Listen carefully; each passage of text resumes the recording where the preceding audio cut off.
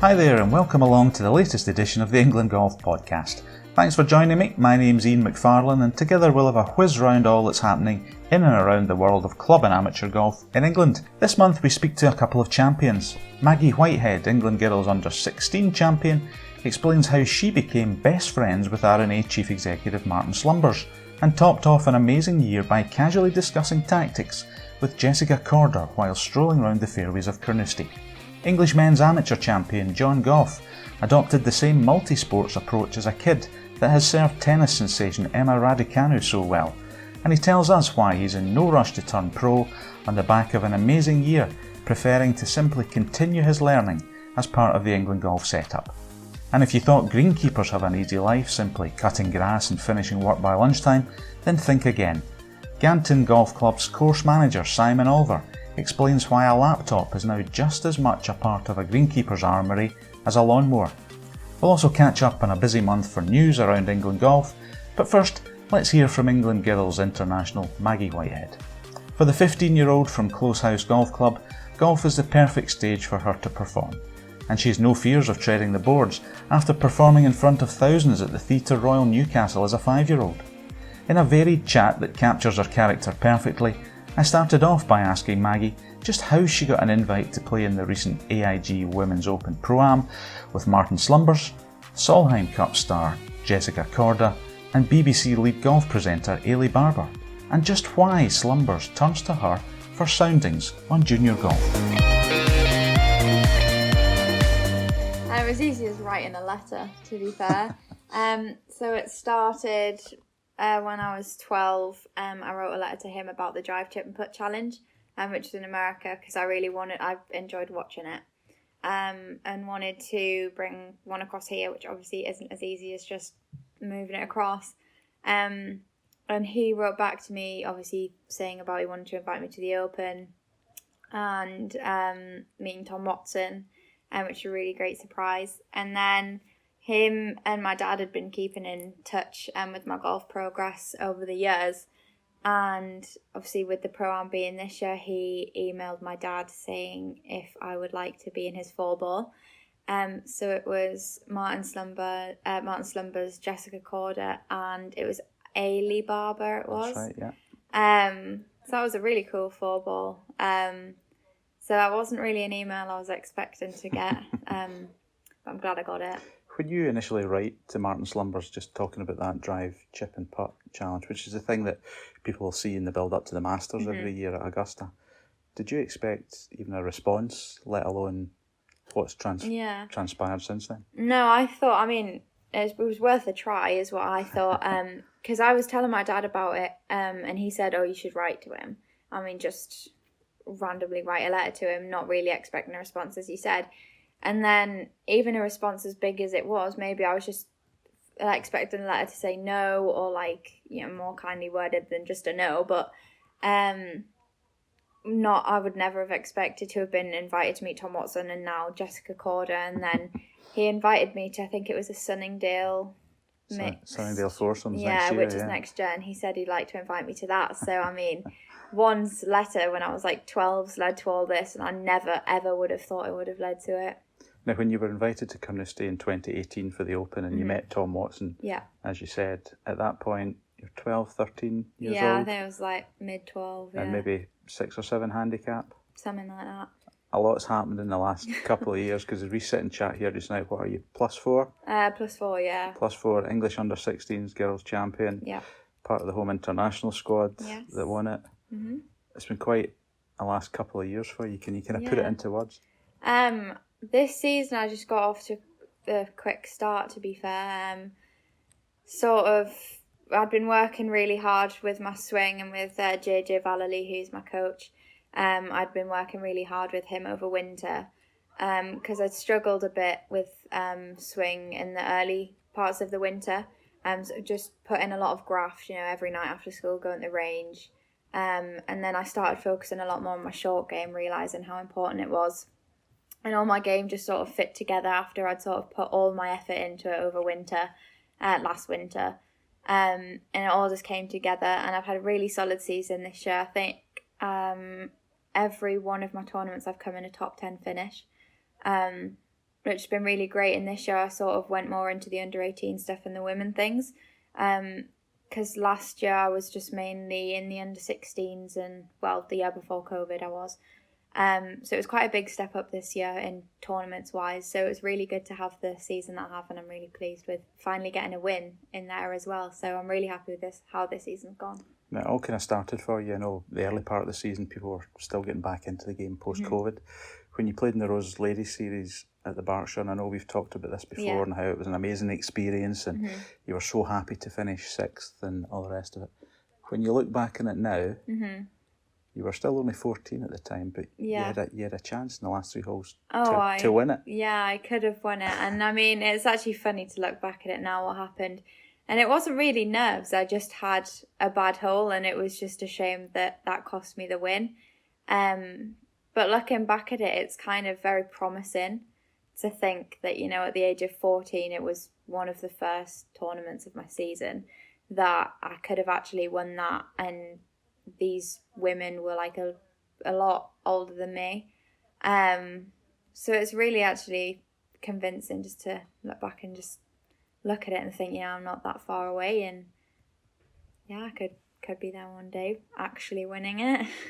It was a professional event, and you're a 14-year-old schoolgirl amateur taking part in it, but you didn't show any nerves, and you don't show any nerves when you play. Is that something that's just in your character? You're quite a confident, bubbly character anyway. Is that just something that you take on the golf course? Well, I think it goes back to before I even started golf. I used to do acting.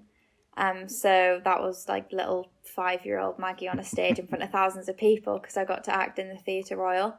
So I think I've just sort of grown the confidence from having that background. But yeah, I used to get quite nervous at tournaments, but then I sort of thought to myself that, no one's really bothered what happens. Like, people have bad rounds.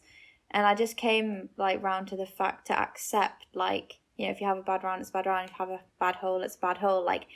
And I sort of don't really have that many expectations of myself. Obviously I want to do well in tournaments, but I just think, if the worst is to happen, then just move on to the next one and do better. So do you see the golf course as a stage to perform on? Then you talk about amateur dramatics and being this kid on the stage.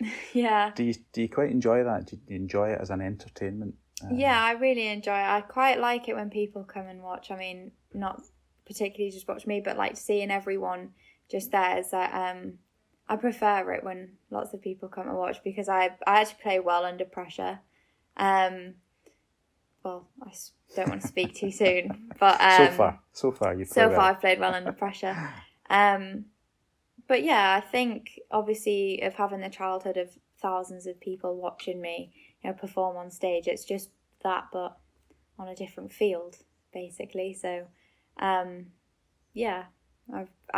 probably think it is basically, that's where I've come from, and that's why I like, being watched and under pressure and everything. Are you going to stick with golf, or are you going back to the theatre? What's the plan? Might have to contemplate that one. It's a tricky decision. I am grateful for having it, because I think that is where my confidence has come from. So I'm grateful for it, but I don't think I'd ever look back on anything but golf. So when you talk about this confidence, then if we just go to the IG Women's Open at Carnoustie this year, where, as we say, you were playing in the Pro-Am with Martin Slumbers, the chief exec of the R&A, Ailey Barber, who's the BBC's lead golf presenter, and Jessica Korda, who's number 14 in the world and a superstar of the game. You must have been nervous on that first tee, because I've stood in that first tee with nobody watching, and there's a burn up the left. All you can see is rough up the right. It's not easy even on a quiet day. No, it was a really tough course, and I'd never played it before. The only time I'd actually seen it was when I was at the Open in 2018, when I was at Carnoustie. And obviously I follow Jessica, but even before the Pro, I'm on Twitter and Instagram and social medias and stuff.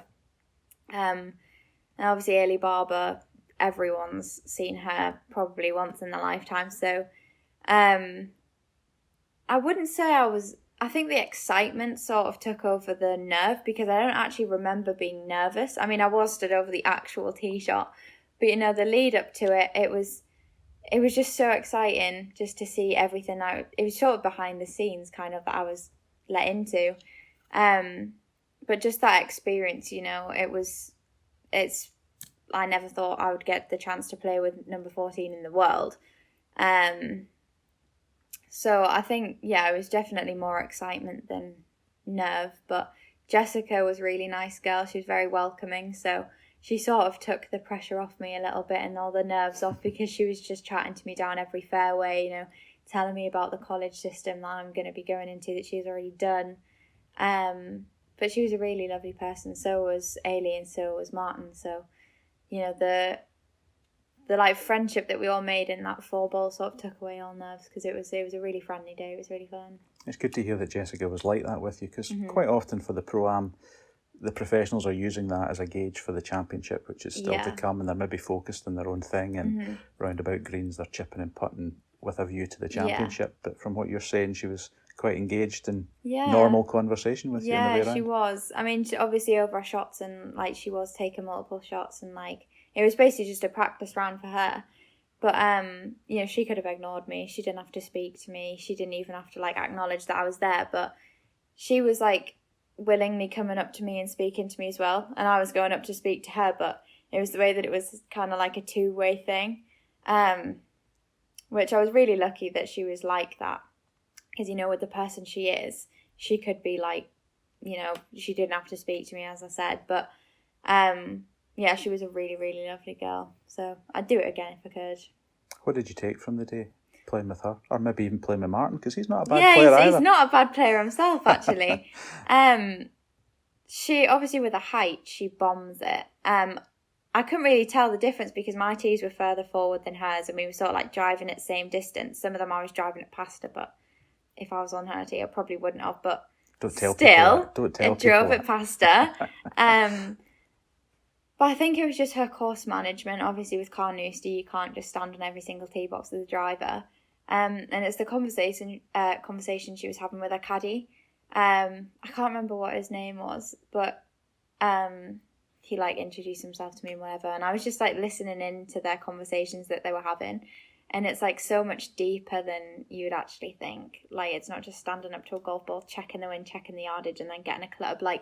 They would stand over every shot for 5 minutes, and the walk up to the ball, they'd just be chatting about it.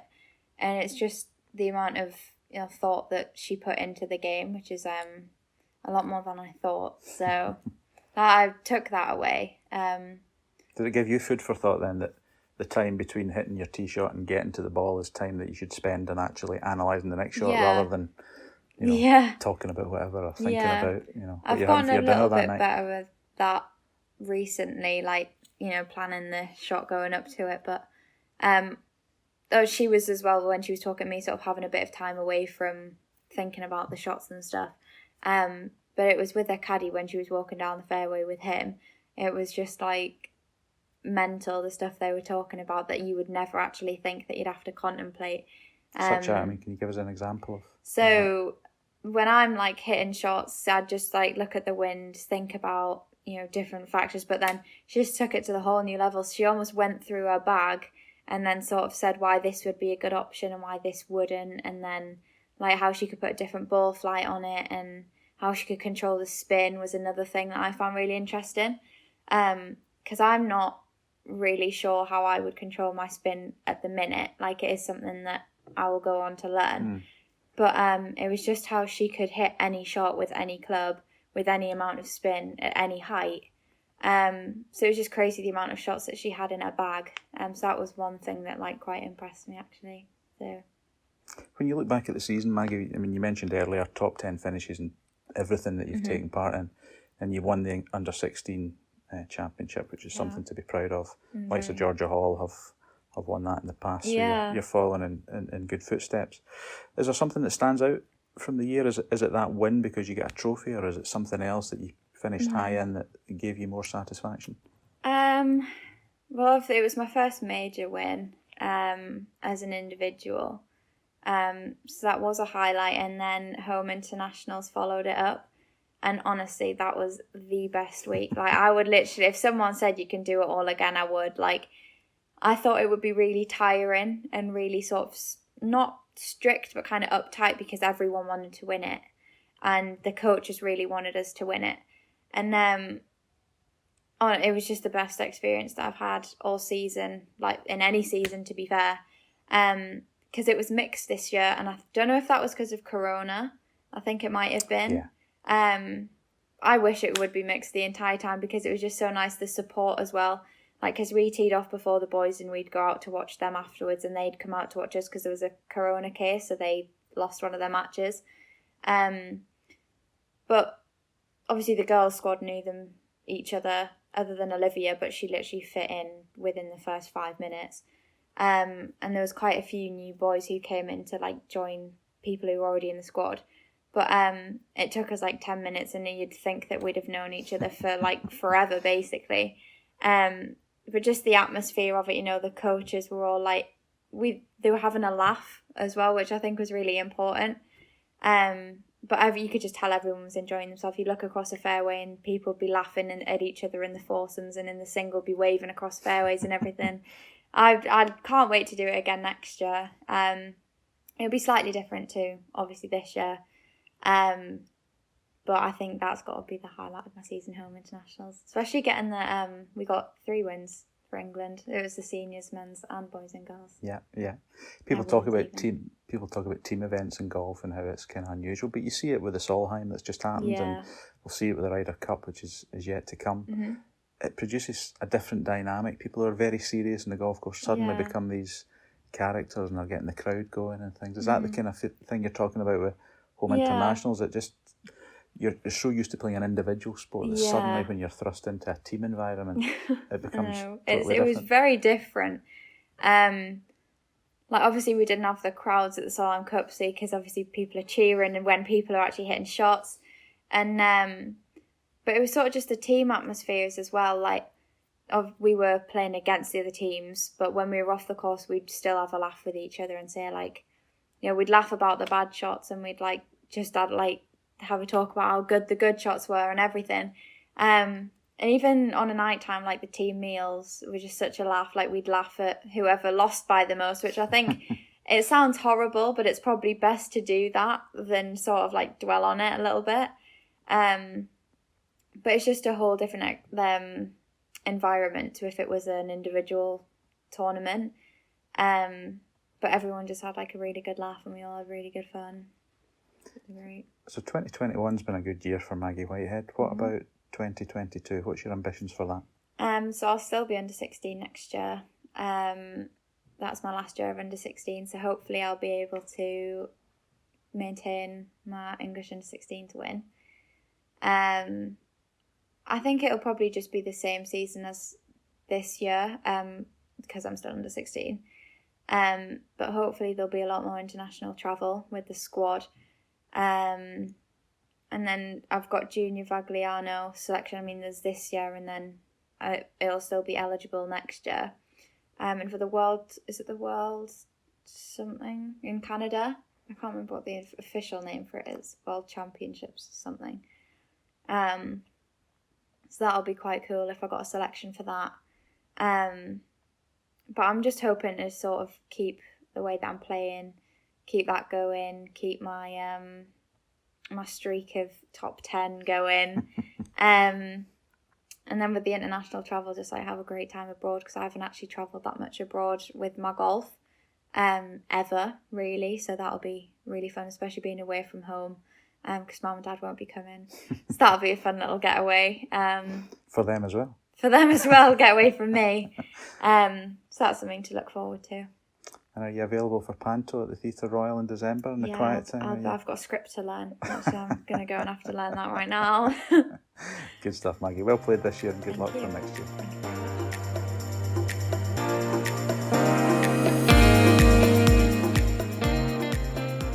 Now, recently golfers were asked to join in with Thank a Greenkeeper Day, and it was a cause worth remembering. Yes, we all moan about the pin being cut too near the bunker on the 4th hole, and why that tree in the 10th isn't cut down to stop it being a golf ball magnet, but where would we be without our green staff? If anyone was fortunate enough to attend the recent Brabazon Trophy at Ganton Golf Club, then they would not only have watched a brilliant champion in Sam Bairstow, but also had the chance to marvel at one of the most pristine courses in the country. Yes, Ganton retains its rugged heathland style and performs like a links in places, but the first tee was as slick as most putting greens. The greens themselves would have trumped many a tour venue, and the attention to detail from Simon Olver and his team earned high praise from everyone in attendance. Ahead of the Brabazon, I caught up with Simon to talk about the life of a modern-day greenkeeper, and learned it's much more than riding on a fancy lawnmower and enjoying the great outdoors. Simon, I had the pleasure of walking round Ganton this morning and just seeing what it's like for a top-class championship like the Brabazon. An awful lot of hard work goes into preparing that course. Tell us, from your perspective, just how much hard work goes into it. Yeah, it's been a long slog, but an enjoyable one. And it's been an interesting year with COVID and the switching around of tournaments. So we obviously had the seniors a short time ago. And the course was in great condition. And then we dropped back down, but really just kept everything going. So the last couple of weeks we've done a few more hours and a little bit more work, but generally just polished what we already have. So there's obviously a lot of hours goes into preparing it, and you start building up for each one sort of 3-4 weeks out or 6 months out. But yeah, it's enjoyable, but a lot of hours, but a lot of fun. You talk about, things just need polished, and this is a gem of a golf course. Yeah. You're polishing a gem, but also a lot of hard work. Just for people who are listening who don't appreciate what golf course managers like yourself and your fellow staff go through, what's a normal working day for a championship such as the Brabazon? So an example for tomorrow, the alarm goes off at 3. We arrive at about 10 to 4 o'clock. Give the tasks out. We've obviously lost a little bit of light, so the sort of staff who can go out and start the tasks do, and then we sort of filter out after that. We'll work till around about 11 o'clock. We're on call through the day, and then we arrive back at 3:30 and work till about 8:30. And the range, because areas like the range doesn't close till 7 o'clock, so we sort of structure everything around so we all arrive back at the shed. Sometimes people call it debrief. We have a beer and a talk and a sort of chill out for 10 minutes, and then everyone goes for a few hours sleep. We've been on split shifts for 2 weeks now, getting things ready, but the work sort of intensified about 2 weeks ago. We started doing we're monitoring all the greens in different areas, and some areas were outside the target range, so we need to bring everything so they were all in the tolerance we were looking at. So now, thankfully, the weather's been on our side. Everything's set up, so we're at the level we want to achieve. So fingers crossed, if the weather behaves, it's just a matter of managing what we have now and just carry on taking some information from the different areas to ensure that we can guarantee that each area, each playing surface, is within 2 or 3 inches of each green. People used to think about greenkeeping as cutting grass, but it's a scientific art that you have perfected along with your other greenkeepers here. I mean, just even from your own personal point of view, what have you gone through in your career to get to the point where you're golf course manager at such a fantastic facility like Ganton? Yeah, I think from a very early age, I think I either want to be an accountant or greenkeeper. My parents, they were horrified I wanted to be a greenkeeper, and I think at the time I loved golf and I got to play a lot of golf. And I was very fortunate that I actually took over my first golf course, which was Dunsborough Castle, when I was that 18 or 19? So I was very, very young, and got through all my mistakes, or we always have mistakes, but sure. Learnt my trade and just sort of built up a passion for what I did, and always had an aim to manage a course like Ganton, and just pushed on through. So learned all the basics, or everything that's involved, and then just pushed my limits to. I got a foundation degree and then a Bachelor of Science degree. I was fortunate to be selected as an RNA scholar, and they've supported me all the way through. They've been fantastic, but it opens the circles that you're connected with. It allowed me to sort of gain a knowledge as well as the experience to be confident in a situation like this. And I think, I'm speaking for the masses here on the courses level, that managing a golf course is a data-based industry now, that the expectations of golfers at any level has increased so much in the benchmark that when we look back 20 years, the courses were fantastic, but the standards that are expected, that we do need to fine tune every area now to meet these needs of the golfers. People may think that a greenkeeper's most important tool is a lawnmower, but from what you're saying, it's probably a laptop now, Definitely. in terms of how Yes. the game has progressed. Yeah, you've got to force yourself out. You know, there's times when you either do it at home, you know, within the working day that you know you'd love to be out there, but you're busy planning or budgeting, or even, you know, there's always a certain season you're planning for projects, or you're planning, you know, machinery, you know. So it's great, and I really enjoy that, and I enjoy passing that information on throughout the club and to the team, and also sort of receiving information back and putting everything together. But it forms, and it's also an important communication for me is key, because if you're progressing in a club, you're going to make changes that people might not agree with, but they don't understand the whole situation. So the same as anything is that communication throughout and being thorough within a club, externally, within a team, is a key part of the success of any business as well as any golf course.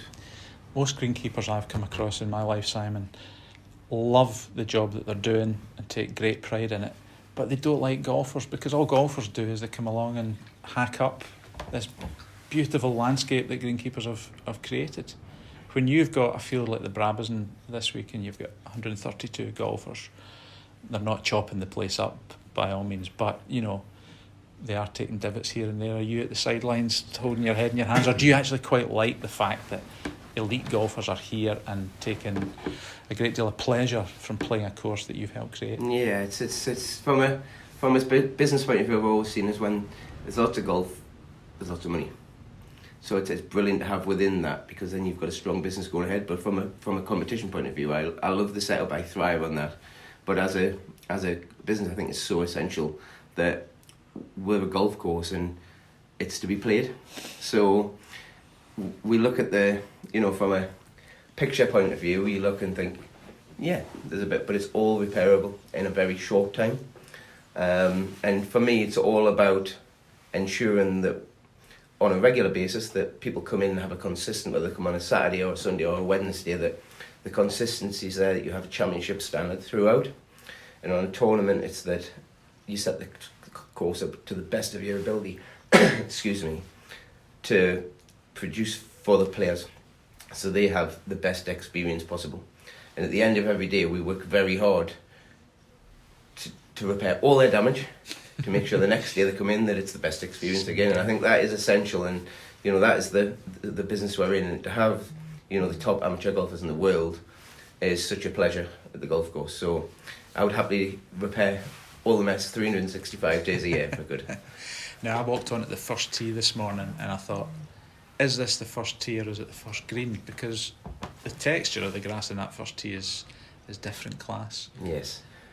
Give us a little insight. How long does it take a greenkeeper or greenkeeping staff to produce a surface like that? Because golfers probably take it for granted when they come to a place, a facility of this renown, that it's going to be top notch. Yes. But how long does it take to get it like that? So probably 100 years. Well, we're very fortunate. There's been some changes on the course, and I've been here a very short time. But 1891, you know, is the course. So a lot of the greens out there, you know, they'll not be from that starting point, but there's a lot of age to them. On the first tee, we look to cut that with the same equipment that we maintain the greens with. So everything that the greens get, the first tee gets. And it's great for first impressions. But the rest of the tees are at a fantastic standard as well. But ongoing, the plan is to sort of establish that standard across all playing surfaces, all tees. And I think it opens up, and it's a fantastic tee box.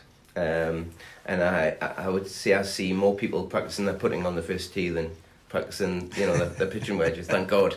It would almost be sacrilege to take an iron off that first tee. Yeah, everybody should be made to hit driver so that you don't disturb that turf, because it's so pristine. It's amazing. It's same with the R&A, but James as well. You know, with the England golf, when they said it was such a, you know, I sort of hold my head in my hands when because it takes such divots. But I drove back down the first hole there, and it was simply on the radio to say, can someone go and, before, because I didn't realise it would be, with the prevailing wind today, they've obviously been hitting some irons. Yeah.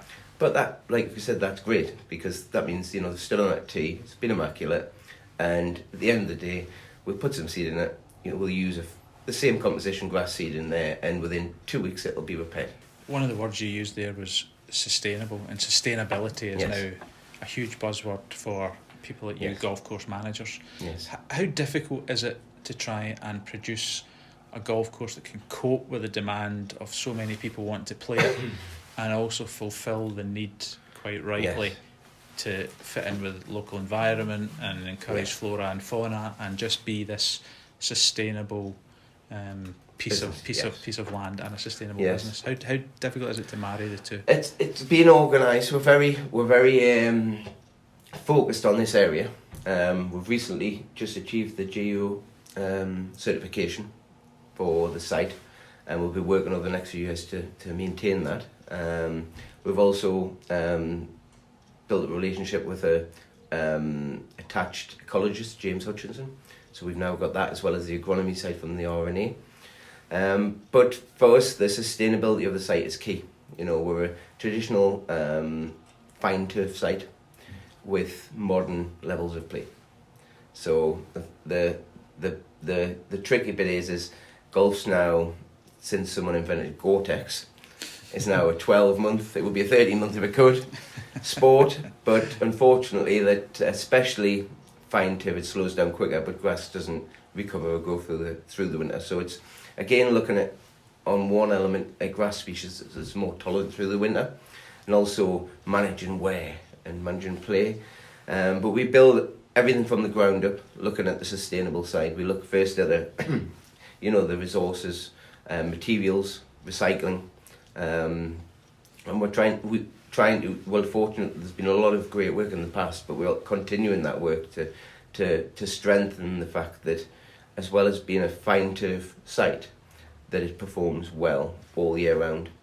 And we're working with the products we use, but also continued sort of development of knowledge, and there's always new technology coming out, and we're very dedicated of sticking with anything new and considered that potentially could be an option. Sort of traditional greenkeeping with a modern twist. You mentioned earlier that your alarm clock goes off at 3 o'clock in the morning. Yeah. Has there ever, I don't get this impression from you because you're so enthusiastic about it, has there ever been a morning when that alarm goes off at 3 o'clock that you're going, hit snooze, I'll just have another half hour? You seem to me to be the type of guy who probably leaps out of bed and is eager to get to his work. Yeah, it's the same as everyone. There's the odd occasion, but I think I was chatting about this before, and I actually explained that I come to work and it's the safe zone. So it's even on a wet, miserable day, there's always exciting things to do within a golf club, because you're always planning for moving forward. But in general, the lads are great here. So everyone has an off day, and 10 minutes from arriving, that if you are, then everyone's cheered you up. Yeah. And there's such a wholeness to the whole club. All members, all staff, and everyone involved. The board are fantastic, and I think it's such a positive club that, on a whole, greenkeeping has always excited me. But you struggle to have a bad day when you come to Ganton. But I think that... Sorry. I was just going to say, because we're in the Vale of Pickering and it's absolutely stunning countryside. When you get here at 4 o'clock in the morning, you could hear a pin drop. Yes. You're at one with nature, beautiful surroundings, the sun's just about to come up. That must be it's a special place to be. Well, we've recently moved to 10 minutes away from Newcastle, and we live in a small village called Wycombe, and it's exactly the same. It's silent. So, where I would normally spend 45 minutes stuck in traffic, and now it's 10 minutes and I might pass a sheep or a tractor. And the normal, if the sun's coming up on the way to work, then it's owls, deer, everything. And you come into work and it just gets better. It's a place that, There's actually one of the volunteers this week that has just said it's phenomenal. Like, he's felt the stress levels drop, you know, and it's just, you would struggle to get disappointed or, overly disappointed, to answer the question, coming onto a site like this. And it's so, the variety of work, it's phenomenal. And the fact that it's, you know, I know it's discussed a lot as golf in general about the sort of environmental side, but it in its entirety, it is actually 18 holes of golf in a nature reserve, basically. I mean, the surrounding land is phenomenal. And you come down off the A64 and you feel like you're going into Oasis. You know, it's unbelievable, and any stress you have just disappears. So that's from a work point of view. So I imagine from a golf point of view, it's fantastic.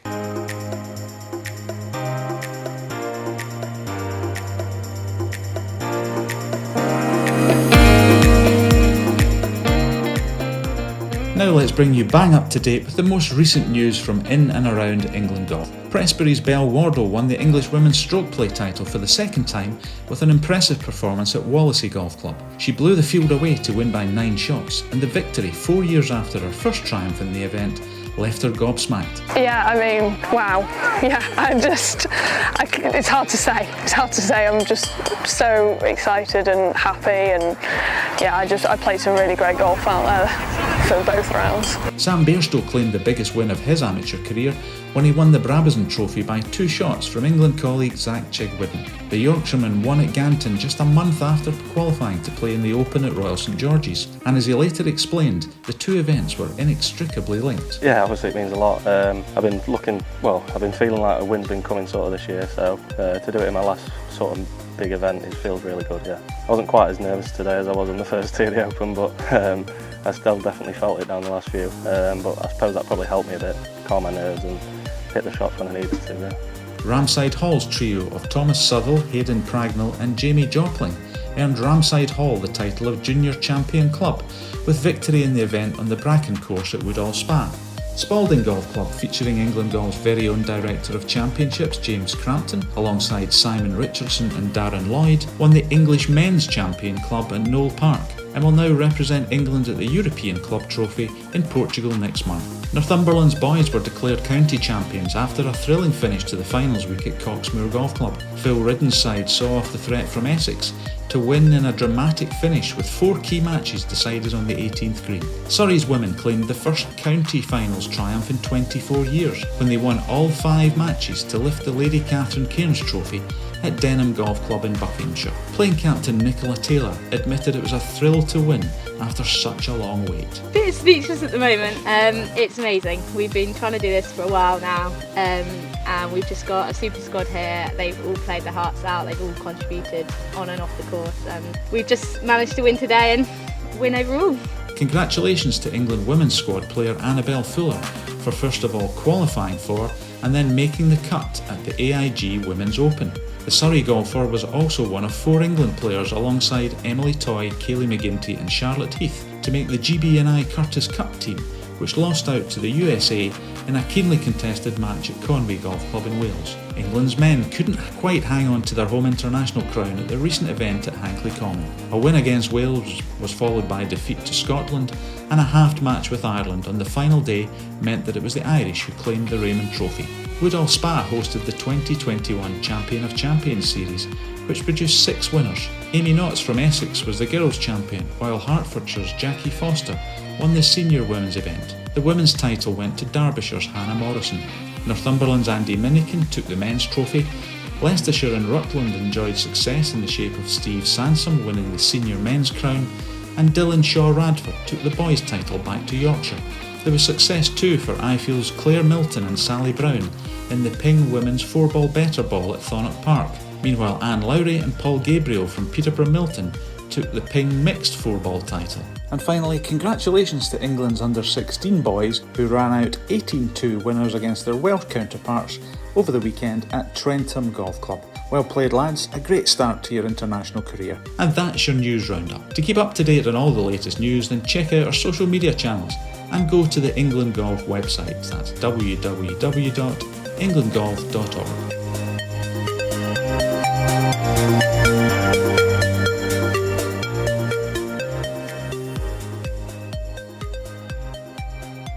Now for John Gough, 2021 has seen the hard work of the past 4 years come to fruition. If he wondered what would happen after he finished college in Charlotte, North Carolina, then he got his answer at the English Men's Amateur Championship at Moortown and Headingley Golf Clubs in August. A win there helped him match brother Connor's achievement of 2 years earlier, but as well as capturing a unique family double, it gave John the shot in the arm he needed.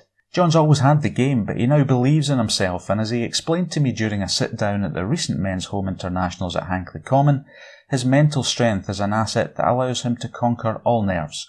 I know, if brother Connor is listening in, John playfully reminds him that he owes all his success to Big Brother. John, thanks for joining us. Even a few weeks on, does the title English Amateur Champion sound nice? Yeah, for sure. It's still definitely, it's a nice tone to it. And when you get called it, and obviously going up to the club, still being obviously congratulated by all the members that haven't seen me since, it definitely feels good. Have you noticed the difference in the time since you've won it in terms of profile, people coming up to you, congratulating you, just how people are with you? Yeah, for sure. I think not one myself for worrying about what people think, but it's definitely a difference when you go places and a bit more recognised. Like, for instance, at the Brabazon, on the first tee I was getting announced as the English Amateur Champion, and that felt pretty good. Definitely had to make sure I hit a good one off the tee after that, but no, I love it. I've loved every minute of it so far. What's been the big difference in your game? Do you feel as if you maybe got a little bit more confidence from that victory at Moortown? Do you feel as if you're a better all-round player? Yeah, absolutely. I think when you go to an event now, you turn up to, obviously everyone's trying to win the first, all tournaments they play, but when you turn up to an event after I've had a pretty decent year in my eyes, and I'm looking to win pretty much every event that I play in, so obviously you can be harsh on yourself when you get placed in when you're not winning, but at the end of the day, if you aim to win and you do pretty good at that goal, you're not going to be far off in the end up, so it's been pretty successful. You've been about the block a bit. You played for England at boys level, and then obviously went to college in America. And at that point, Connor appeared on the scene and grabbed all the headlines. Do you feel as if you had maybe something to prove because Connor had come along and had grabbed all the attention? As Big Brother, did you feel as if you wanted to take over the mantle again? Yeah, it's not really. It's obviously hard when you're playing elite, like amateur level golf, and you got two of you. Like I want myself to do well, I want my brother to do well, but it's hard when you get up to like kind of winning events now, and then obviously he's got quite a few on me, so it's nice to be clawing back the deficit. But no, I think it's a very healthy relationship with the competitiveness between me and my brother. He'll name call me after winning, call me names after winning, but. No, I know that he's happy for me just as I'd be happy for him.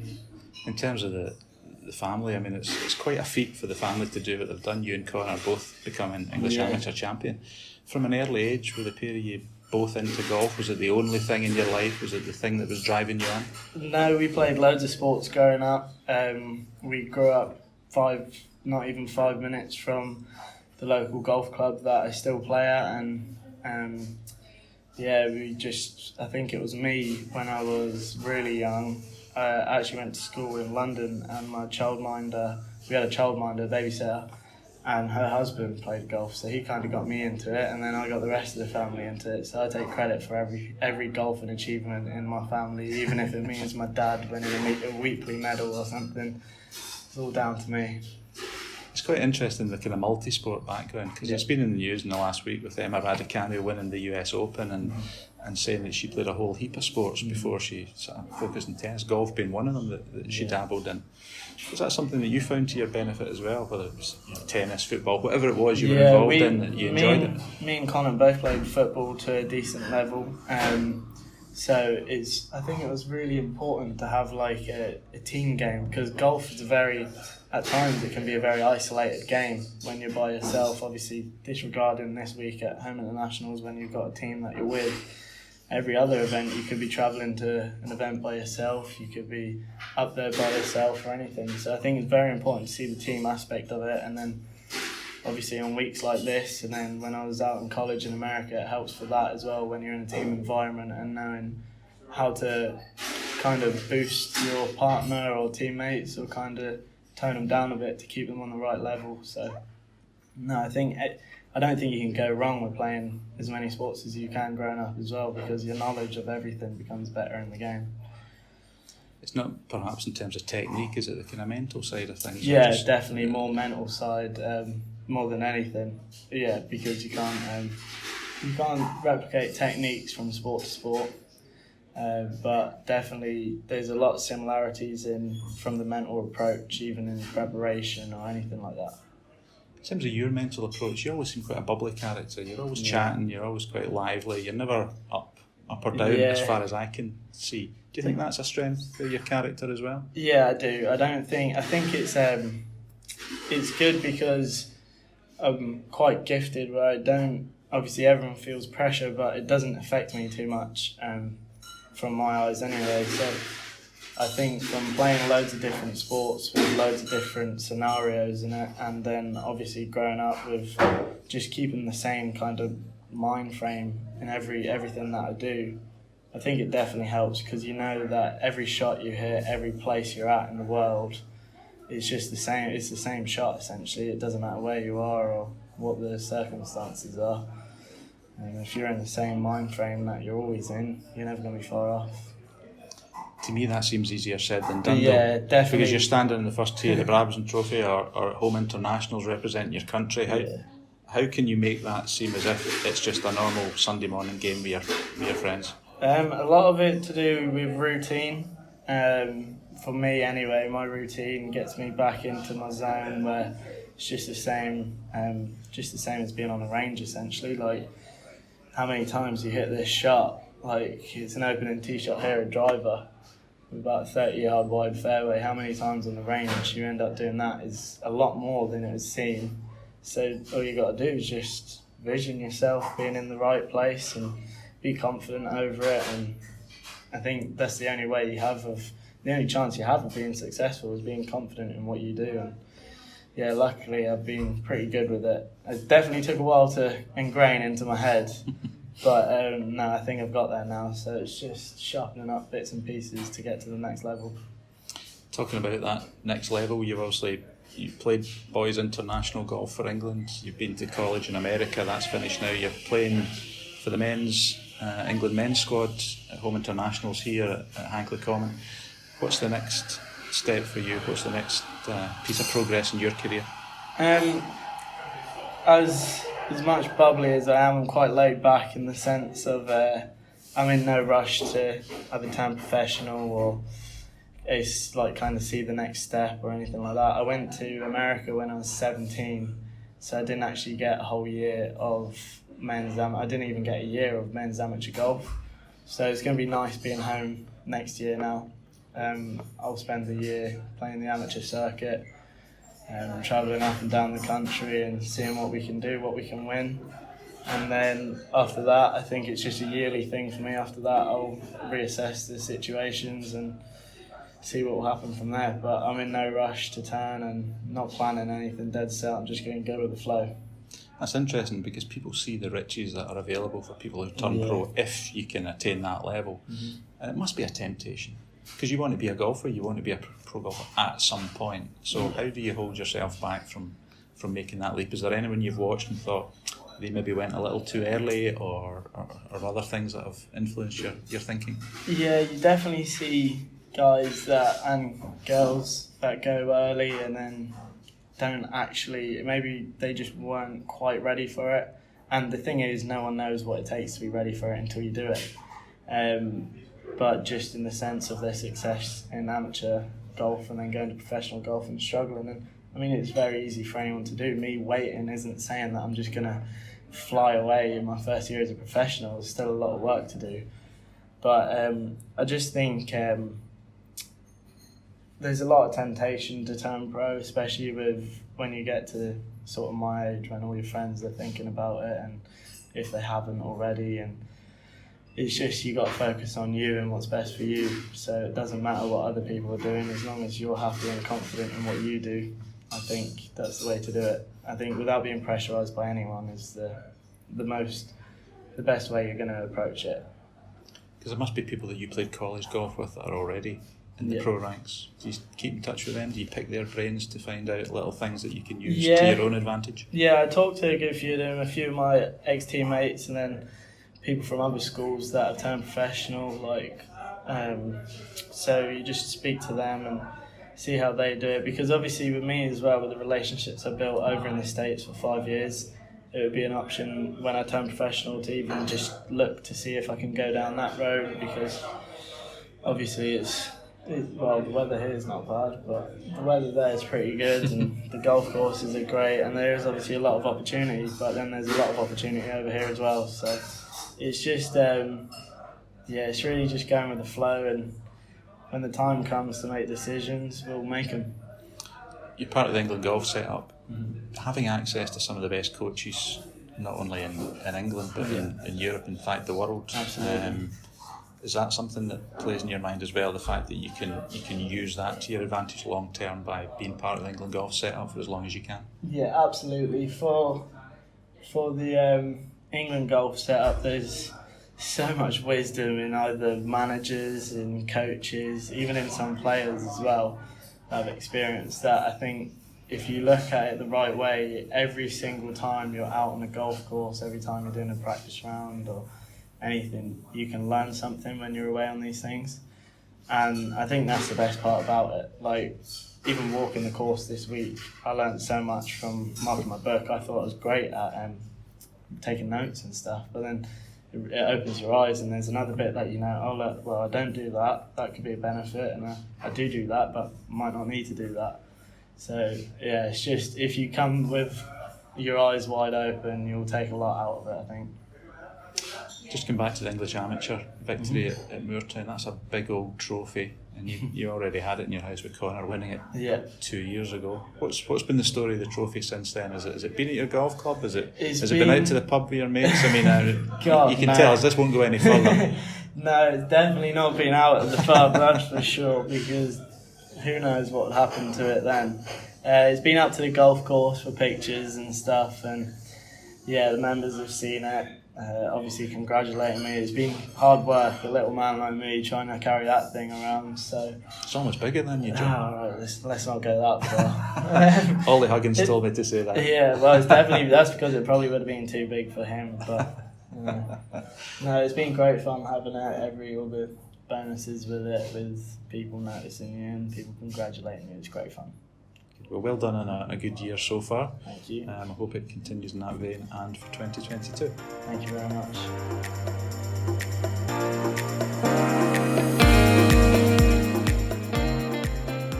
Well, that just about wraps up another busy edition of the England Golf Podcast. If you're listening to this ahead of the Ryder Cup at Whistling Straits, then good luck to the 6 Englishmen in Padraig Harrington's European team. If the event has already passed, then, well, I hope the European celebrations went well. Fingers crossed. Thanks to my guests for giving up their time and offering their insight, and remember you can keep up to date with the news by going to the news section of the England Golf website at www.englandgolf.org. You can also follow us on Twitter, Instagram, Facebook and LinkedIn by searching for England Golf. In the meantime, hope you get a chance to get out for a game, keep enjoying your golf and join us again next time. Until then, bye for now.